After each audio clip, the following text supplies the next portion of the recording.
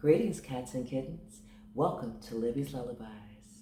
Today I am going to be reading Cherry's Game by one of my favorite young local authors, Bailey Moore, illustrated by Valentart. I enjoyed Mr. Archie is Missing so much, I promptly went to the Houston Public Library and checked out the other two books because I want to find out what happened to Cherry next. So sit back or lie down. Either way, I want you to relax and enjoy Cherry's Game. And this book picks up where Mr. Archie is Missing left off. Jerry's Day. Jerry walked out of school with one of his best friends, Jailene. They discussed their day. Jerry, what happened in Mr. Archie's class today? I heard you and him laughing out loud when I headed to the bathroom, Jailene asked. Oh, Mr. Archie and I were talking about a dream I had. Trust me, it was crazy.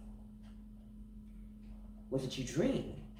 It's a long story, but to sum it up, I learned how to respect others. Jailene laughed and said, You respect, and they both laughed. Jailene became serious and asked, How are your parents doing? Jerry became quiet at that moment. He thought for a long time. Jay, let's not talk about that, Jerry finally said. Okay, Jailene said. Are you still having the gang over tonight? Jerry nodded and said yes. Jailene ran to his mother's car. He yelled back, Well, see you later. I'll be there with my dad. Jerry thought about the gang as he walked home. It wasn't a regular gang, but a special gang, full of love and support. Jerry's excitement showed in his face. The gang is coming over tonight, he said to himself. He decided on his way home to call everyone to remind them that tonight was pizza night. Jerry called Big Wilts, Jailene's dad, first. Jailene and Jerry were good friends. Jailene's dad treated Jerry like a nephew. Are you still coming over today? Jerry asked. Big Wilts responded, Let me get my jet and fly to your house. Big Wilts was the jokester of the gang. He did not have a jet, and he lived near Jerry's house. That's Big Wilts. He always answered with a joke. Big Wilts played around and joked with Jerry about school and girls. He often told Jerry, Focus on school first, the girls will come later. Big Wilts always laughed hard and smiled wide, which showed his bright gold tooth. Jerry could see his reflection in it. Jerry always wondered why Big Wilts wasn't a comedian, because he was funny. One time when he visited Jailene's house, Big Wilts gave him a plate of food. Right before he tried to eat it, Jerry realized that the food was plastic. Big Wilts yelled, April Fools! The memory made Jerry giggle. He was glad to have him in his life. Jerry hung up with Big Wilts and called Sneak, another member of the gang. Hey Sneak, when you are finished with your photo shoot, don't forget, it's pizza night, Jerry said. Hold on, nephew, Sneak replied. Jerry could hear him in the background giving orders and talking to many people. He even heard cameras snapping. Yes, I didn't forget. See you soon, Jerry. Sneak reminded him of the celebrity because he owned a sneaker company and always had cameras around him. He appeared as a guest on many TV shows, often speaking about his shoe company. Although he had a hectic schedule, he always made time to visit Jerry and check on his behavior at school. Sneak made sure Jerry had everything he needed, especially shoes, as long as he maintained his grades. Jerry met Sneak at a career day at Moore Academy. Sneak talked to his students at the assembly about his company and about being an entrepreneur. Jerry thought his speech was nice, and his clothing gave him a cool look. He looked like a hip-hop rapper. He had on a pair of fly shoes. After career day, Jerry played practical jokes on his friends. He pointed at the shoes of one of his friends and yelled, What are those? Sneak walked up to Jerry, pointed at his shoes, and yelled, What are those? It embarrassed Jerry, and he wanted to storm out. Sneak pulled him to the side and explained to him why he did that. He told Jerry not to make fun of his friends. Jerry remembered the talk and the way Sneak encouraged him. He told Jerry he reminded him of himself as a kid. After that day, Sneak often came around Jerry and gave him as much advice as necessary. Jerry walked up the stairs to his house and saw his mother out in the yard. "Hey, Mom," he said. "Hello, Jerry. How was your day?" his mother asked. "Okay, it's pizza night with the gang," said Jerry with a big smile on his face. He noticed his mom did not focus on him, but she appeared to be in a daydream. "Mom, are you okay?" asked Jerry. "Oh, yes, son. Go get ready for pizza. The gang should be here shortly," she replied, while turning her focus back to watering flowers. Jerry looked forward to pizza night each month. The whole gang had busy lives, so they met up once a month on a Friday to catch up with each other. The men in Jerry's gang differed from each other, but they supported and encouraged him. Jerry ran in the house and called Bo. Bo had a lot of wisdom. He always carried a book filled with quotes, and everything he said came from it. Jerry didn't always understand what the sayings meant. He often looked them up online. Bo headed the community center in the neighborhood. It was known for the fundraisers it put on to help children take trips. The center had the best slushies in town, and his mom often went there to get some for the two of them. Bo took Jerry under his wing when his mom told him about Jerry not following directions in school. Bo let him come to the community center and gave him advice about being a leader at school. Before Bo got off the phone, he said, "Hey, little fella, never give up and finish strong." His words confused Jerry. However, he replied, "Don't forget, it's pizza night." Bo responded, "In a jiffy, very quickly, I'll be there." Jerry shook his head and hung up the phone.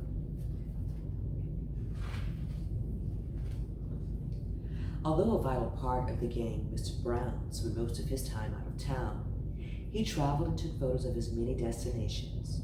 Jerry wasn't sure what he did for a living, but he always traveled somewhere. Jerry called him and said, "Hey, Mr. Brown, it's pizza night." Mr. Brown and Jerry met at Polo's barbershop, the best barbershop in the city. Polo, Jerry's barber, talked about the good grades he received in school. Mr. Brown said he wanted to reward him for doing well. Jerry wasn't too familiar with Mr. Brown, but he gave Jerry tickets to a college football game to see his favorite player, D.D. Smith, the man with the hands. Mr. Brown kept in touch from then on and sent Jerry postcards and photos of the places he traveled. Jerry wondered about the next destination. He too wanted to travel. One of Jerry's favorite postcards came from Miami. Mr. Brown sent it to him as a reminder to stay focused. Keep God first and dream big. The world is yours to explore, was written on the back of it. Jerry checked the mailbox every day to see where Mr. Brown would send him a postcard from next. Sounds exciting to have something to look forward to like that. Jerry called Mr. Tyrone and the neighborhood coach Ken last. Mr. Tyrone, a military guy, was in good shape and buff. He had a strict demeanor, but he also joked around a lot. Jerry met Mr. Tyrone through Little T, Mr. Tyrone's son, one of Jerry's friends from school. Jerry still gets tickled when he thinks about the first time they met. When Jerry introduced himself to Mr. Tyrone, he said, "Hi, Mr. Tyrone, I'm Jerry." Mr. Tyrone responded, "Nice to meet you, soldier." That confused Jerry, but he said, "Okay." Mr. Tyrone said, "You said yes, sir." Jerry said, "Yes, sir," but he didn't say it loud enough. Mr. Tyrone said, "I need to hear you, soldier." After that day, Jerry enjoyed going over to Little T's house because Mr. Tyrone took him to the gym. Sometimes they exercised at Mr. Tyrone's house. He also taught Jerry how to be responsible and well-mannered by teaching him to open the door for ladies or saying yes, sir, or yes, ma'am to adults. If Jerry didn't do any of these things, Mr. Tyrone made him do military drills. Mr. Tyrone taught Jerry about discipline and pain. One quote he taught him, which Jerry repeats to himself when he is working out with him is one pain is effort, the other pain is emotion. This helped Jerry get through the tough military drills. I was in the military. Coach Ken coached football, baseball, track, and soccer.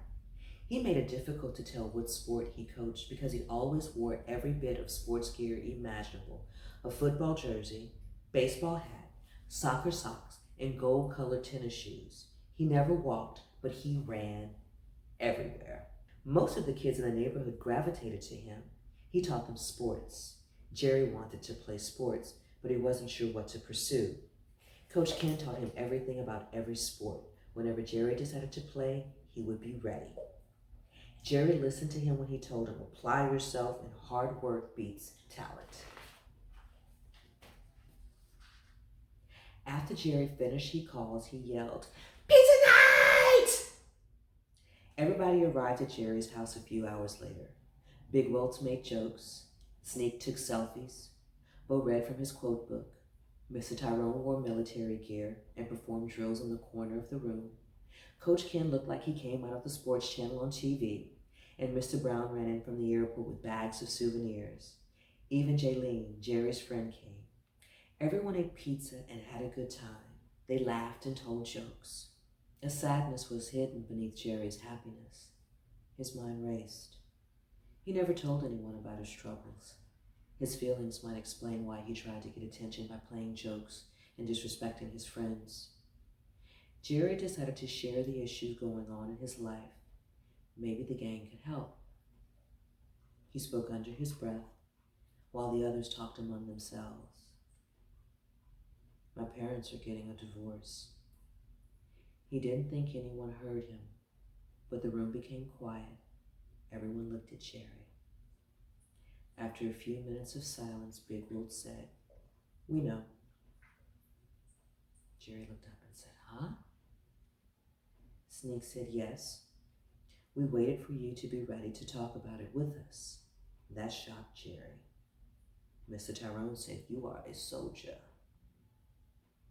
Mr. Brown interrupted and said, "Let's all of us go to Miami."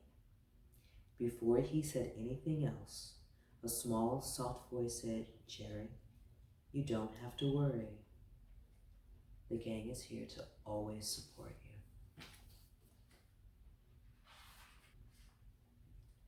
He turned around and saw his friend Jaylene. By the looks on everyone's face, they cared about him. Jerry burped while saying thank you to change the mood. Everybody burst out in laughter and continued to eat. It relieved Jerry to get what he had been dealing with out in the open. He had the gang in his corner. He remembered a quote Bo shared with him from his wisdom book. All a kid needs is a little help, a little hope, and somebody who believes in them. Jerry definitely had men who believed in him. As he grabbed another slice of pizza, Coach Ken said, "I know something that will get your mind off your troubles. Sports." Will Jerry try sports? Maybe another book is forthcoming. That was Jerry's gang. I would like to read Bailey's definition of support. Support means to love, care, and help one another. A person who supports someone helps them and makes sure they are okay. A supporter can be a mentor or anybody who loves and cares for you. This is the reason I wrote this book. Everyone should learn their supporters are people in their life who gives encouragement and motivation. Bailey Moore. Who are your supporters? Who encourages you? DM me on Libby's Lullabies or email me at libbyslullabies@gmail.com and let me know who's in your corner. I want you guys to enjoy the rest of your day or your evening, your week, or your weekend. And I will see you next time on Libby's Lullabies.